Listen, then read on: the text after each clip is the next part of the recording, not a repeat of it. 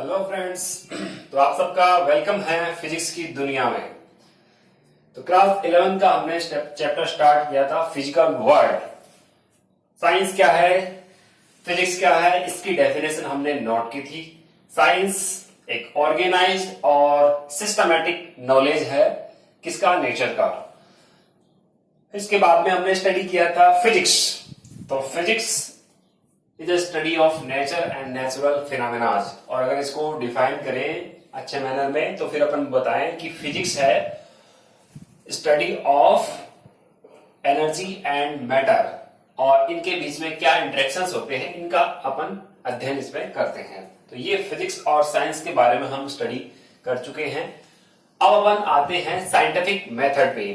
ठीक है, किसी भी फिजिक्स के लॉ को या फिर अपन किसी फिजिक्स की थ्योरी को स्टडी करने से पहले अपन उसके पीछे क्या क्या स्टेप्स फॉलो किए गए हैं उनको अपन स्टडी करते हैं। तो साइंटिफिक मेथड क्या होते हैं कि ये कलेक्टिवली स्टेप्स होते हैं किसी भी फिजिकल फिनोमेना या फिर किसी भी नेचर के फिनोमेना को एक्सप्लेन करने के लिए, उसको अंडरस्टैंड करने के लिए। ठीक है, तो साइंटिफिक मेथड क्या होता है किसी भी फिजिकल फिनोमेना के लिए, तो टू स्टडी नेचर, नेचर को स्टडी करने के लिए कुछ इंटरकनेक्टेड स्टेप्स हैं जो जिनको अपन कंबाइंड फॉर्म को क्या कर रहे हैं, साइंटिफिक मेथड। तो ये इसको अपन कैसे डिफाइन कर रहे हैं, to study the nature there are several interconnected steps involve, these steps are collectively called scientific method। तो इनको अपन कहते हैं साइंटिफिक मेथड। अब क्या क्या साइंटिफिक मेथड के लिए स्टेप्स हैं उनको अपन स्टडी करते हैं। तो किसी भी फिनोमेना को एक्सप्लेन करने के लिए ये स्टेप्स फॉलो करेंगे। फर्स्ट स्टेप है ऑब्जर्वेशन, सिस्टमैटिक ऑब्जर्वेशन। अपन चीजों का एक सिस्टमैटिक रूप से यानी क्रमबद्ध तरीके से ऑब्जर्व कर रहे हैं कि नेचर में क्या क्या हो रहा है। जैसे अपन देखें कैसे रेनबो बनता है। हमने नोट किया कि जब रेनिंग होती है, जब बारिश का टाइम होता है, उस टाइम पे ये आपको आकाश में स्काई में आपको कैसा 7 कलर्स का एक रेनबो शो होता है। अब टाइम अपन नोट करेंगे, फिर ये किस तरफ दिखेगा, तो आपकी बैक है वो सन की तरफ होनी चाहिए, तो आपको सामने है वो ये रेनबो शो होता है। तो ये अपन ऑब्जर्व कर रहे हैं नेचर में। और क्या क्या, जैसे लाइटनिंग है, अपन ये देखते हैं कि जब बारिश होने वाली है तब कैसे लाइटनिंग हो रही है। ये फ्रिक्शन होते हैं वाटर के मॉलिक्यूल्स का। ठीक है, और हम क्या क्या नेचर में ऑब्जर्व करते हैं, तो अगर हम देखें तो जैसे पानी की अपन बात करते हैं, तो पानी को अगर हम देखा होगा आपने, झरने अगर बह रहे हैं तो हमेशा हायर लेवल से लोअर लेवल की तरफ पानी हो अपने आप बहता है।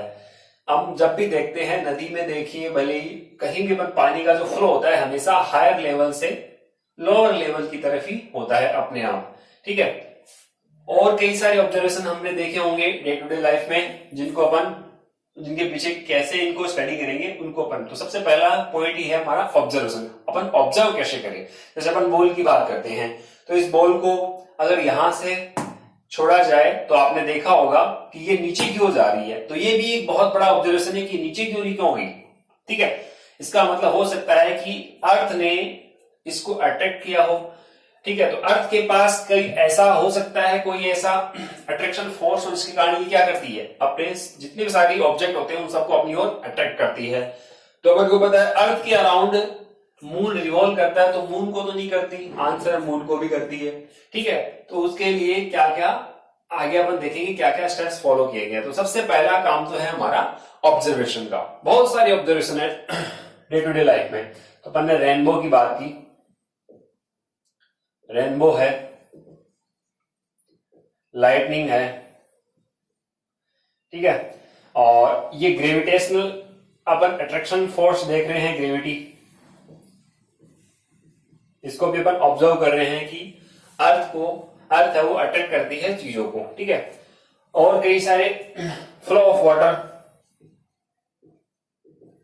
पानी आपने देखा होगा हमेशा ऊंचे से नीचे की ओर ही बहता है, लेकिन कई जगह ऐसा है जिसमें पानी नीचे से ऊपर की ओर जाता है अपने आप, कहां, पेड़ पौधों में। ठीक है, तो वो भी अपन ने देखा है कि वाटर कैसे राइज होता है।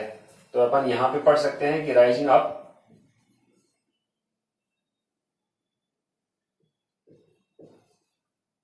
Rising of water in plants. ठीक है, तो ट्रीज में, प्लांट में हमने देखा होगा कैसे वाटर है वो ऊपर की ओर अपने आप पत्तियों तक पहुंच जाता है। तो ये भी एक स्टडी है, ये भी एक ऑब्जर्वेशन है हमारा, ठीक है। और कई सारे ऑब्जर्वेशन अपन नेचर में देखते हैं। पर्टिकुलर टाइम होता है तब अपन कहते हैं सर्दी होती है, फिर गर्मी भी होती है, ठीक है। टॉर्नेडो वगैरह भी आते हैं। ये अपन को पता है कि जहां पर बहुत ज्यादा गर्मी होगी वहां आंधी तूफान आने की संभावना रहती है। तो ये हमारा ऑब्जर्वेशन होता है, ठीक है। तो ये कई सारे ऑब्जर्वेशन अपन डे टू डे लाइफ में करते हैं। तो सबसे पहला, किसी भी फिनोमेना को एक्सप्लेन करने से पहले आपको ऑब्जर्व करना होगा, ठीक है। तो आपको भी ये टास्क दिया जाता है कि आप भी चीजों को ऑब्जर्व करो, ठीक है। अपने घर में ऑब्जर्व करो कि ये जो लाइट है ये कैसे हमने स्विच को ऑन किया, कैसे फैन है वो कैसे रिवॉल्व कर रहा है, या कैसे अपन बोलते हैं ये रोटेशन कर रहा है, ये एंटी क्लॉकवाइज रोटेशन करता है, क्लॉकवाइज करता है। एंटी क्लॉकवाइज अगर करता है तो क्यों करता है। फिर अगर हम और कई सारे ऑब्जर्वेशन अपन देख सकते हैं। घर से बाहर हम निकले तो आपने देखा होगा ये लाइन, जो ट्रांसमिशन लाइन है वो एक जगह से दूसरी जगह तक जा रही है, ट्रांसफार्मर लगे हुए हैं, इनका क्या रोल है। तो अपन ऑब्जर्व करें चीजों को। तो आप भी एक साइंटिफिक सोच है वो अपने आप अपने दिल के अंदर इस फिजिक्स को बिठा लोगे और अपने आप साइंटिफिक सोच है वो बैठ जाएगी आपके पास भी, ठीक है।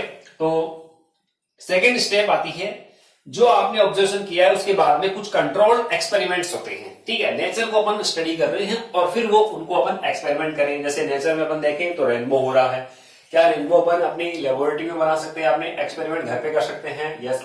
तो अपन ने देखा होगा जैसे पानी के फव्वारे, अगर मान लो आपने फील्ड्स अपने खेतों में अगर आप जाते हो तो पानी के फव्वारे के फॉर्म में जब आप देखते हो तो सनलाइट जब उन वाटर ड्रॉप से उनमें अपन बोलते हैं लाइट का पास होती है। जब लाइट अगर वहां से पास होगी तो अपन बोलते हैं डिस्पर्सन के कारण वो लाइट है वो स्प्लिट होती है 7 कलर्स में, और वो 7 कलर्स को अपन क्या कहते हैं, रेनबो, ठीक है।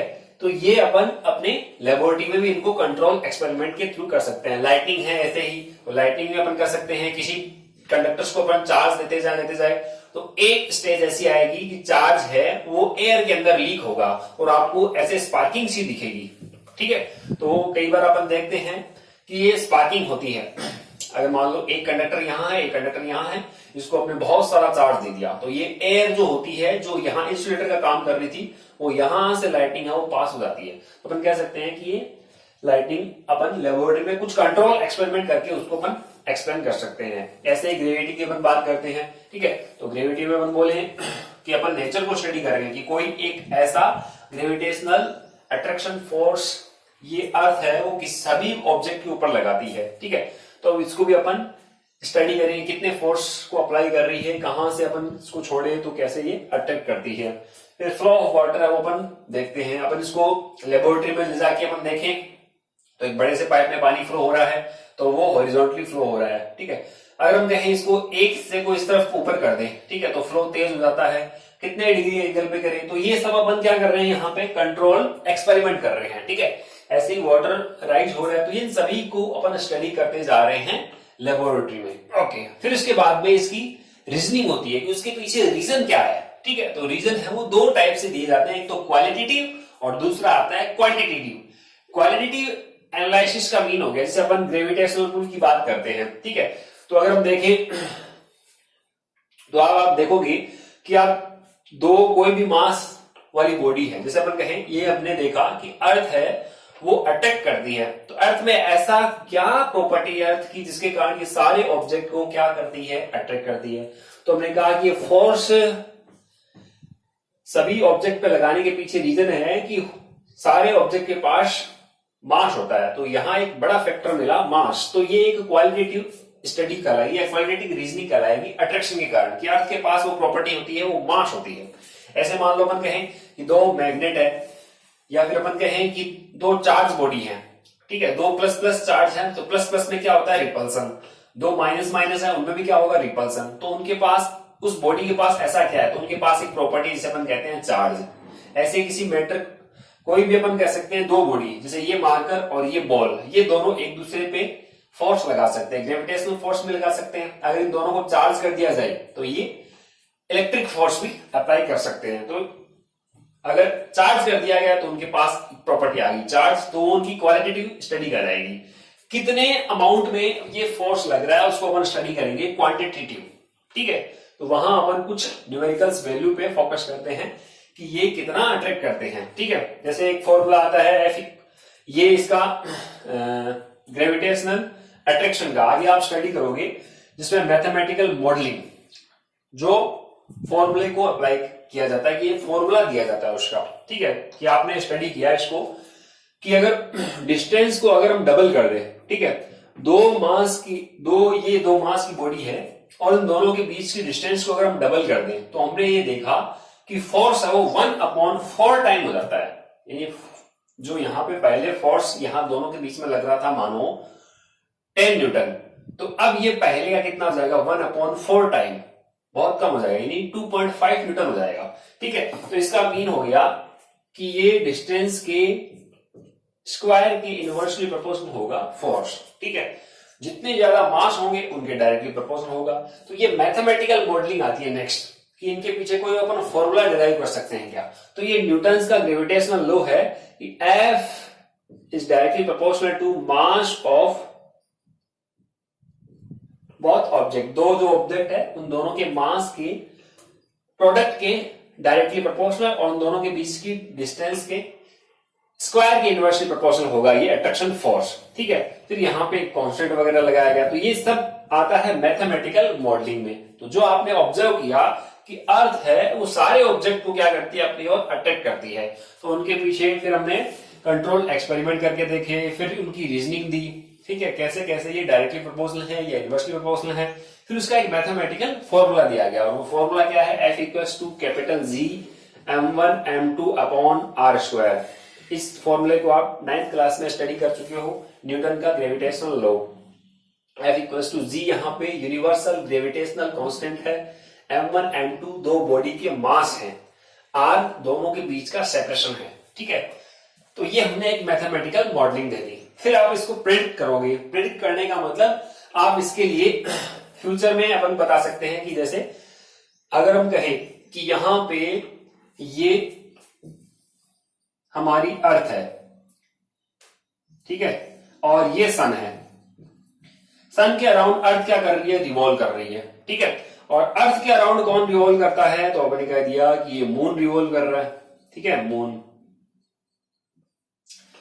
तो सन के अराउंड अर्थ अगर रिवॉल्व कर रही है तो अपन कह सकते हैं, अपन पहले ही बता सकते हैं कि इनके अपन को सारे फॉर्मूलाज अगर हम देखें, इनके जो रिवॉल्विंग टाइम है कि एक पूरा का पूरा साइकिल कंप्लीट करने में या एक रिवोल्यूशन टाइम इसका कितना होता है। तो अर्थ का अपन को पता है 365 डेज, ठीक है, प्लस 1/4 डेज भी अपन बता सकते हैं। तो ये अपन को सन के अराउंड पता है, मून अर्थ के अराउंड कितना टाइम होता है, ये सबको अपन पता है। फिर अपन बता सकते हैं कि कब लूनर एक्लिप्स होगा और कब सोलर एक्लिप्स होगा। अपन 10 साल 50 साल पहले बता देंगे कि हाँ आज के 10 साल बाद में इतने तारीख को सोलर एक्लिप्स होगा या फिर लूनर एक्लिप्स होगा। तो ये तो हमने प्रेडिक्ट कर लिया। प्रेडिक्ट करने का मतलब हमने भविष्यवाणी कर दी। तो साइंस में अपन भविष्यवाणी भी कर सकते हैं, किसके आधार पर, ड्यू टू ये सारे स्टेप फॉलो करते हुए हमने प्रिडिक्ट कर दिया, यानी यहाँ पे भविष्यवाणी कर दी। और अब आप देखते हो कि उस दिन वास्तव में सोलर या फिर लूनर एक्लिप्स होता भी है। तो क्या हम भविष्यवाणी कर सकते हैं, आंसर है यस। किसके बेसिस पे, साइंस के बेसिस पे हमने ये सारे mathematical modelling, qualitative quantitative analysis, कुछ एक्सपेरिमेंट हमने लेबोरेटरी में किए हैं। सबसे पहले हमने ऑब्जर्व किया और नेचर को स्टडी करके फिर हमने ये प्रिडिक्ट कर दिया कि हाँ भी इतने टाइम बाद में ये एक्लिप्स होगा, और वास्तव में होता भी है। तो ये इसका भी रोल है। अभी हमने देखा होगा कुछ टॉर्नेडोस आए थे, जैसे निसर्ग या फिर ये अम्फान, सुनामी वगैरह हम देखते हैं। जब आते हैं तो पहले ही जो तटीय इलाके होते हैं वहां से पूरे गांव को खाली करवा लिया जाता है ताकि हमारे कोई जान की हानि न हो। और आप देखते हो कि अगर ये मौसम विज्ञान की भविष्यवाणी होती है तो आपने देखा होगा 2 या 3 दिन बाद तूफान आने वाला, तो तूफान आता है और वहां पे जान की जो हानि होती है उससे हम बच जाते हैं। तो ये मौसम विज्ञान एक्चुअल में क्या है, साइंस ही है। उन्होंने प्रेडिक्ट कर लिया। उन्होंने ये सब क्या किए हैं, उन्होंने ऑब्जर्व किया कि वहां गर्मी ज्यादा पड़ रही है, वहां पे एयर प्रेशर कितना है, वहां पे टेम्परेचर कितना है, इन सबको नोट करके कैलकुलेशन करके कुछ एक्सपेरिमेंट किए। फिर उसके बाद क्वालिटेटिव क्वांटिटेटिव एनालिसिस किया, किधर से एयर फ्लो हो रही है, किस स्पीड से एयर फ्लो हो रही है। तो ये सब क्वांटिटेटिव। क्वालिटेटिव में अपन देखेंगे कि वो वहां का कैसा एटमॉस्फेयर, उनके बारे में अपन स्टडी करेंगे। फिर उनके बाद में मैथमेटिकल मॉडलिंग, इन सब को स्टडी करते हुए बाद में प्रिडिक्ट किया जाता है कि हाँ भाई अब टॉर्नेडोस आने वाला है और आप वहां से अपने बोरिया बिस्तर समेट के किसी सुरक्षित स्थान पे चले जाइए। तो ये सब आता है किसके अंतर्गत? साइंस यानी साइंटिफिक मेथड के अंतर्गत आता है। ये भविष्यवाणी नहीं है कि तुम्हारे ऊपर कोई शनि की छाया है, कि कोई मंगल की माया है, कि कोई ये हो जाएगा, तुम्हारा ऐसा करोगे तो वैसा हो जाएगा। ये कुछ अभी तक अपन कह सकते हैं कि इनके पीछे कोई साइंस हमें नहीं मिली है। ठीक है, जैसे अपन कहते हैं कि भाई इतने सोमवार करो तो आपको अच्छा वर मिलेगा, इतने ये चीज करो तो तुम्हारा ये काम हो जाएगा। तो ये सब साइंस में साइंटिफिक मेथड के अंतर्गत नहीं आता। तो अभी तक तो अपन इससे परे हैं। फिर आता है साइंस की बात, प्रेडिक्शन के बाद में वेरिफिकेशन और फॉल्सिफिकेशन। तो जो हम इतना यहां तक स्टडी कर चुके हैं, हमने प्रेडिक्ट कर दिया F=G/m2/r², ये फॉर्मूला हमने अप्लाई किया और हमने बताया लूनर एक्लिप्स, सोलर एक्लिप्स के बारे में। फिर हमने देखा वो दिन आ गया। तो वो दिन आता है तो आप देखते हो कि वास्तव में बिल्कुल दिन के अंदर अपन देखते हैं कि तारे दिखने लगते हैं। कुछ समय के लिए आप देखोगे दोपहर हो रही है और आप दोपहर में 11, 12 या 1 बजे आप देखोगे बिल्कुल अंधेरा हो गया है। अब आप देखो ऐसा कैसे हो गया? हमारा जो डेली का रूटीन है उसमें क्या होता है? मॉर्निंग में अपन उठते हैं, फिर दोपहर में खाना वाना खाते हैं, रात को सो जाते हैं, रात को आप तारे देखते हो स्काई में। लेकिन ये ऐसा क्या हो रहा है? स्टार्स रात को चमकते हैं, ये दिन में कैसे चमकते हुए दिखाई दे रहे हैं हमें? इसका मतलब वहां पे सोलर एक्लिप्स हो गया है। ठीक है, यानी सन और अर्थ के बीच में कौन आ गया? मून आ गया। तो सन की जो लाइट है वो मून ने क्या कर दी? उसको रेस्ट्रिक्ट कर दिया और वो अर्थ के किसी पर्टिकुलर पार्ट पे नहीं जा रही, तो वहां आपको अंधेरा दिखाई देता है। और एक्चुअल में ऐसा हुआ भी था। ठीक है, तो ये हमने जो प्रिडिक्ट किया उसका वेरिफिकेशन भी हो चुका है।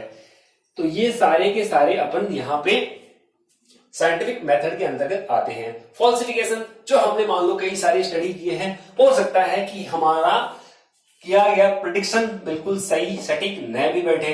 ठीक है, तो फिर वो फॉल्सिफिकेशन होता है। फिर वापस से अपन स्टार्ट करते हैं कंट्रोल एक्सपेरिमेंट, फिर उसके बाद में क्वांटिटेटिव एनालिसिस, मैथमेटिकल मॉडलिंग, वापस से होते हुए फिर वापस पहुंचते हैं। फिर अगर वेरिफिकेशन हो पाता है तो ठीक है, वरना फिर वापस से वही स्टेप को फॉलो करते हैं। तो इन्हीं स्टेप्स को फॉलो करके अपन क्या करेंगे? साइंस के जो फिनोमेना, यानी अपन कहते हैं नेचर में जो फिनोमेना है उनको अपन एक्सप्लेन करते हैं। ठीक है, ओके। फॉल्सिफिकेशन में जैसे अपन माने कि न्यूटन का एक फॉर्मूला था कि साउंड की स्पीड कितनी होती है, तो न्यूटन ने बोला एयर में साउंड की जो स्पीड होती है उसके लिए कुछ फॉर्मूला दिया था। ठीक है, और न्यूटन ने माना कि 280 मीटर पर सेकंड होती है ये स्पीड। ठीक है, ये न्यूटन ने बोला था। उन्होंने फॉर्मूला, आगे आप देखोगे 11th क्लास में एक टॉपिक आएगा उसमें अपन ये कि न्यूटन का जो फेलियर रहा कि एयर में साउंड की स्पीड इतनी होती है, वो उसको बाद में जाके लाप्लास उसने इसको करेक्ट किया था। अब होती कितनी है वो हमने प्रैक्टिकली देखा, हम प्रैक्टिकली देख सकते हैं कितनी है। ठीक है, अपन को पता है फॉर्मूला होता है velocity equals to displacement upon time, ये अपन को पता है। ठीक है, तो अपन वेलोसिटी फाइंड कर सकते हैं। जैसे यहां से अपन बोल रहे हैं, वापस साउंड आ रहा है तो कितनी डिस्टेंस ट्रेवल कर रहा है, कितना टाइम लग रहा है, उसको डिवाइड करके अपन जब एयर में साउंड की स्पीड कैलकुलेट की तो 330 मीटर पर सेकंड आ रही है। अब न्यूटन की कितनी आएगी? 280। इसका मतलब उसका प्रेडिक्शन क्या है? यहाँ पे फॉल्सिफिकेशन है। तो वापस से उन्हीं चीजों पे अपन जाए तो लाप्लास नाम के एक साइंटिस्ट था, उसने फिर उसको करेक्ट किया और बाद में जाके वो पता लगा कि वो जो एटमॉस्फेयर में आगे आप देखोगे कैसा प्रोसेस वगैरह होते हैं, यानी थर्मल या फिर आइडेबिक कैसे प्रोसेस होंगे, वो उसको आगे के लेवल पे स्टडी करोगे तब समझ में आएगी बात। लेकिन अपन फिलहाल देखते हैं कि कैसे फॉल्सिफिकेशन की बात करते हैं। ऐसे और कई थ्योरी होती है। जैसे पहले लाइट को माना जाता है कि लाइट है वो सीधी एकदम गोली की तरह जाती है। ठीक है, जैसे सीधे कैसे एक बो कैसे होता है, एक तीर जो होता है धनुष से निकला हुआ, उसकी तरह लाइट बिल्कुल सीधी यानी एक स्ट्रेट लाइन में ट्रेवल करती है लाइट। ठीक है, ये न्यूटन का मानना था। अगर स्ट्रेट लाइन में अगर पार्टिकल के फॉर्म में अपन बोल रहे हैं एक पार्टिकल जिसको कर्पस्कल्स थ्योरी कहा गया था, तो न्यूटन ने माना कि लाइट जो होती है वो हमेशा एक स्ट्रेट लाइन के पाथ में ही ट्रेवल करती है। बाद में जब एक ऐसा फिनोमेना हमारे सामने आया इंटरफेरेंस, आगे आप देखोगे तो इंटरफेरेंस को अपन पार्टिकल यानी लाइट की इस नेचर से इसको नहीं समझा गया। फिर लाइट की नेचर बताएगी कैसी, कि लाइट वो वेव नेचर की होती है। लाइट है वो बिल्कुल सीधी गोली की तरह नहीं चलती, वो पानी की तरह फैलती है। जैसे अपन एक कमरे के अंदर अगर हम यहाँ पे पानी डाल दें और यहाँ पे एक गेट है तो इसको अगर खोल दें और यहाँ भी मान लो पास में एक कमरा है तो ये पानी है वो इसमें फैल जाएगा। यहाँ मान लो एक गेट है और यहाँ एक और कमरा है तो ये पानी इसमें फैल जाएगा। तो ये फैलता हुआ चलता है, जिसको अपन बोल रहे हैं कि पानी, ये जो लाइट है वो वेव की तरह ट्रेवल करती है। अब पहले क्या मानते थे, लाइट पार्टिकल की तरह ही एक स्ट्रेट लाइन में ट्रेवल करती है। बाद में एक फिनोमेना आया इंटरफेरेंस, जिसको अपन एक्सप्लेन नहीं कर सकते पार्टिकल थ्योरी से, तो फिर वेव थ्योरी देगी कि वेव के फॉर्म में है वो लाइट है वो ट्रेवल करती है। ठीक है, बाद में एक फिनोमेना ऐसा भी आया जिससे अपन बोलते हैं ये वेव थ्योरी भी क्या होगी, फेल होगी। ठीक है, एक ऐसा फिनोमेना नेचर में हमें मिला जिसे अपन कहते हैं photo electric effect. Photo electric effect याद होगा आपको, आइंस्टाइन को इसके लिए नोबेल प्राइज भी मिला था इस थ्योरी को एक्सप्लेन करने के लिए। ठीक है ना, कि फोटो इलेक्ट्रिक इफेक्ट को उसने एक्सप्लेन किया था। क्या होता है फोटो इलेक्ट्रिक इफेक्ट, हमने देखा होगा खेतों में हमारे सोलर प्लेट्स लगे हुए हैं, तो सोलर प्लेट, सिलिकॉन के सोलर प्लेट्स लगे हुए हैं, इनके ऊपर लाइट आके गिरती है और इलेक्ट्रॉन्स वहां से क्या होते हैं, इमिट होते हैं, तो हमारी बैटरी चार्ज होती है जिसको अपन रात में यूज करते हैं। तो ये फोटो इलेक्ट्रिक इफेक्ट को वेव थ्योरी से नहीं एक्सप्लेन कर सकते। तो देखिए साइंस कैसे आगे बढ़ती है, पहले लाइट को मानते थे पार्टिकल, फिर बाद में माना वेव, और बाद में जब वेव मान लिया फिर ये नया फिनोमेना इस वेव थ्योरी से एक्सप्लेन नहीं हुआ, फिर वापस से पार्टिकल थ्योरी का एक तरह से अपन कह सकते हैं दुनिया में आई कि पार्टिकल ही है, लेकिन उस पार्टिकल का दूसरा नाम दिया गया था। वो पार्टिकल कौन सा था, तो वो पार्टिकल था फोटोन, और यहां कर्पस्कल्स थ्योरी थी। ठीक है ना, तो ये पार्टिकल है वो फोटोन था। अब कुछ ऐसे फिनोमेना हैं जिनको अपन लाइट को फोटोन थ्योरी से समझ सकते हैं, और कुछ ऐसे फिनोमेना हैं जिनको अपन वेव थ्योरी से। ठीक है, ये एक ऐसा फिनोमेना था कि दो लाइट वेव अगर मिले तो वहां पे डार्कनेस हो सकती है। ये बिल्कुल ऐसे ही आश्चर्य करने वाली बात है कि यहां एक 100 वाट का बल्ब अपन लगाएं, देखा लाइट आ रही है, दूसरा 100 वाट का बल्ब लगाया, अब भी ऑन किया, लाइट आ रही है, दोनों को एक साथ ऑन किया, देखा अब अंधेरा हो गया। ये एक अद्भुत घटना जिसको अपन इंटरफेरेंस करेंगे, इसको अपन वेव थ्योरी से ही एक्सप्लेन करेंगे फिजिक्स में। तो ये बहुत ही इंटरेस्टिंग सब्जेक्ट है हमारा फिजिक्स, और इसमें अपन जितनी सारी बातें होंगी उन्हें अपन इन्हीं साइंटिफिक स्टेप्स को फॉलो करते हुए एक्सप्लेन करते चलेंगे। कि ऑब्जर्वेशन, तो आपसे डियर स्टूडेंट्स यही मेरी विनती है कि आप ऑब्जर्व करते चले चीजों को, कि ये ऐसे हो रहा है, ये कैसे हो रहा है। फिर अपन देखें कि घर में इतने सारे लाइट कैसे आ रही है, पानी कहाँ से आ रहा है। ठीक है, हमने हमारे किचन को इस दिशा में कैसे रख रखा है, या फिर अपन कहें कि कितना हमारा हाइट वगैरह है घर का है, कितनी लेंथ वगैरह है। फिर अपन सारी चीजों को ऑब्जर्व करते रहें, तो ये ऑब्जर्वेशन है। ठीक है, फिर इसके बाद में एक्सपेरिमेंट अपन, फिर क्वालिटेटिव एनालिसिस, मैथमेटिकल मॉडलिंग। तो ये फिजिकल और नेचुरल जो फिनोमेना है उनके लिए स्टेप्स है, तो आप यहां से इन सभी को नोट कर सकते हो। तो ये जो आपको दिख रहा है इसको आप नोट कर लेना, साइंटिफिक मेथड को नोट करेंगे, और ये 6 जो साइंटिफिक मेथड को स्टडी करने के लिए स्टेप्स है, उन स्टेप्स को आप नोट कर लेना। ठीक है, ओके।